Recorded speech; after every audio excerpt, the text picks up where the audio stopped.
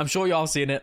Everybody must watch the episode if they're clicking on this video. Attack on Titan just had the most insane, probably wild plot twist in all of anime. Like, literally, within that 20-minute episode. God damn. Let's talk about it, okay? So I'm anime only, first of all, so I'm gonna get, like, some of my mods to patrol these comments like fucking Batman or fucking something. Jesus, so we'll start with the beginning of the episode. Obviously, at the end of last episode even, because that would be the chapter, I assume, what wasn't adapted, because I believe the chapter what was adapted last week was sort of 2, right?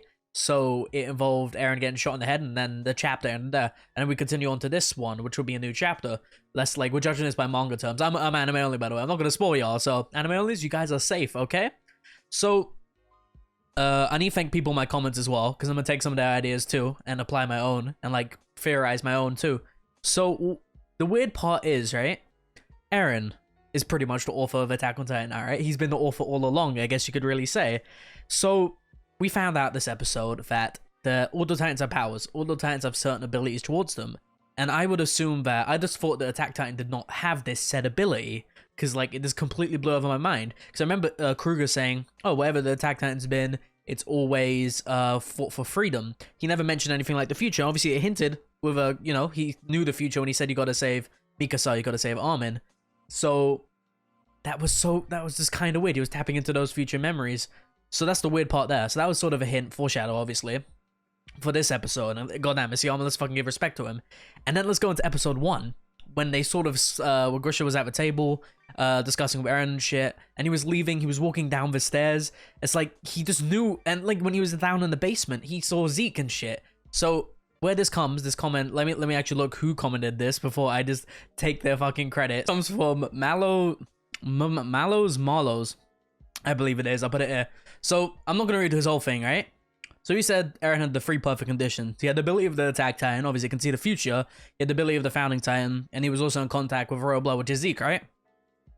So he went into the past, and he was freely able to view the past.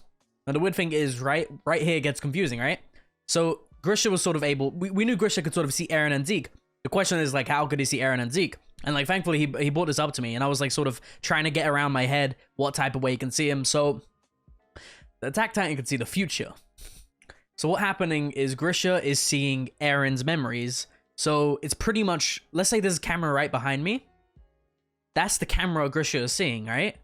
So he is seeing my back, for example. And that's the way it works. It's like a third-person game in which that Grisha isn't sort of knowing this. He's legit seeing through Eren's eyes himself in that situation. And he's just like, yo. And then when he sees Zeke, it's just like, yo, he's seeing through Eren's eyes. That is Zeke. And he's not getting all of it. He's just getting these little glimpses. So when Eren went right in his face, the only thing Grisha sees is like himself panicking. If you see yourself panic, you're just gonna panic and panic and panic. So that's what was happening. It's like a weird type of third-person game, out-of-body experience. This is what Grisha is like. It's crazy. It's like, what? So that's just the weird part of it. All right, and then like we can go more into other comments within this. I'm trying to, this is just too much for me to talk. I just needed to talk about it. So I feel like if I'm able to talk about it, I can relax a little bit. That's what I did last week, so what I'm doing this week. Obviously, you had the Kruger stuff trying to do here, and I guess there's other people here as well. It's insane. Just seeing this third person perspective, and that's obviously what's happening now. Now, it begs the question, like, another thing I do have. So obviously, let's say this is a sort of a time loop type of thing. Let's say this is, for example, the second loop. In the first loop, did everything happen to go accordingly? Or like, was Eren, so that means Eren was there the whole time. Like, from episode 1, Eren was there. Like, he was already there the whole time. Does that make sense, right? So I really need to, we'll wait for next episode. I don't know if they'll bring back to other stuff.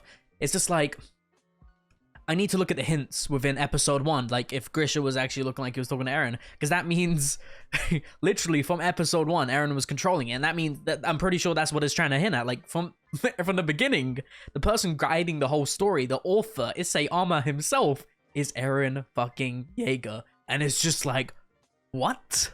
Insane. Jesus Christ. I feel like everybody's loving this twist right now. I'm not gonna look at the new comments. With this thing, I need people to check the comments because I don't want to get spoiled. My head is just in a shamble right now. I just wanted to talk about it. And there's other things like, there's other questions I sort of have within this. It's like, what is Eren's goal now? Because I have no clue what, like, obviously if it's the rumbling, then cool.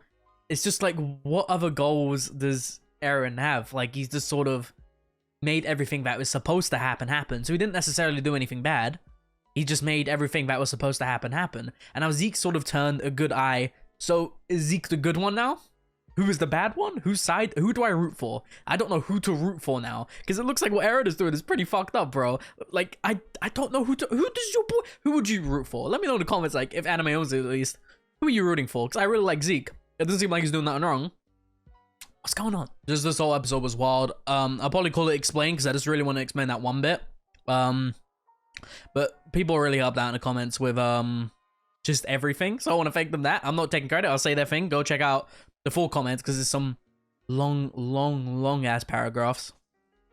It's just insane. It is just insane. People saying Eren was Isayama all along. It's just such a great twist, right? And he just had to, I don't know, you can't really, I don't know if Eren did anything wrong. Morally, it's fucked up. But like, from the big, if these things are supposed to happen, it's sort of, I don't know if there was like one time, the first loop, like the first time this ever happened, was Eren there the first time that ever happened? Because the weird thing is, right here, let's say episode 1 of AOT, was that the first time all of that happened? Or has it happened before? You understand what I'm trying to say? Was Eren back in time within that first episode, but was there a time where Eren was not controlling Grisha, and Grisha just did everything like that, like he was supposed to? That's the weird part, right? And the another cool thing is, like, everyone's saying, has Grisha changed? Grisha has changed. When he saw the thingy, he found the thing 4 years before, is what Zeke said, right? A few years before the King's Hideout, right? So that's what he found. He says, oh no, he went back and he took care of Eren. He did it because he loved Eren. It's just like, so Grisha has changed. He said, I'm sorry, Zeke. And he gave Zeke a hug at the end saying, Zeke, I'm sorry, I've been a bad father. And it's just like, what the fuck is going on? Like, everything is just insane. End of episode, Eren is still chained up, as we can see. So he meant, when he said to Zeke, it's useless, it really was useless, right?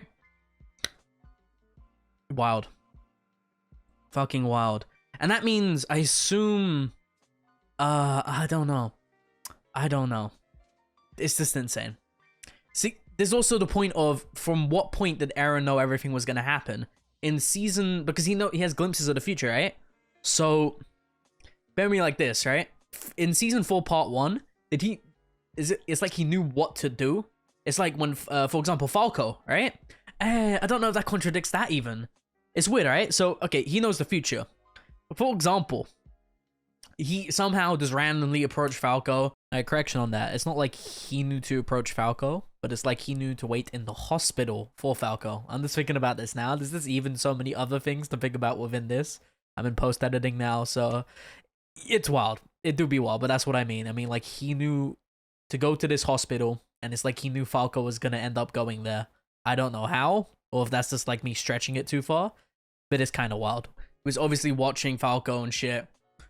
It's like he knew to approach Falco because he knew that was gonna happen. He was like, let me go to this kid. What if he doesn't do something? It's like he had the confidence for all of this to happen, and it did. Did he know from then that he has to do that? And then there's also the beach scene, right? He says, all I have to do is go over there and kill my enemies. Did he know something then too? Like, what the fuck is going on in this series? Theories, questions, this is mainly the fucking video topic today. Like, yo, I am shook if. I don't even know if I'll call this an explain video, because I'm sort of contradicting stuff myself. But, I might as well, you know? Explain theories, anime only theories. That's what the thing is today. Like, I bet this like manga readers is getting like juicy saying, hey, what's this anime only predicting? Like, bro, I don't know what the fuck to think no more. I honestly don't know what the fuck to think no more. Crazy shit though. Honestly, like, just you can add, like, calling this peak fiction now. Literally, like, from foreshadowing from episode 1 to now, it's just like Isayama had some basic plan of what he wanted, and he was like leaving little hints there and there.